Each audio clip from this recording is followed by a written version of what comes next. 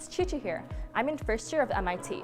As you may have assumed by the name of the building, FIMS and the School of Nursing share the space at Western but have their own dedicated wing across the atrium from each other. If you look across the street, you'd see the health sci fields, which are most commonly used for intramural sports during the school year, like flag football and ultimate frisbee. The FIMS and Nursing building is 130,000 square feet and features a large atrium with ample seating for students and tons of natural light. The FMB atrium is a general use area, meaning that Western community members from across campus use the space to gather, study, and work. Designed to maximize natural light, the atrium and its floating staircases are normally bustling with students, staff, and faculty during the academic year.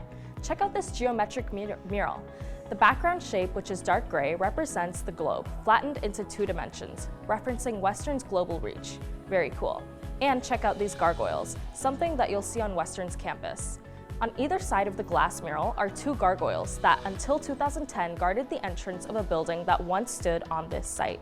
Their place here connects a proud history with Western's plan for achieving excellence on the world stage.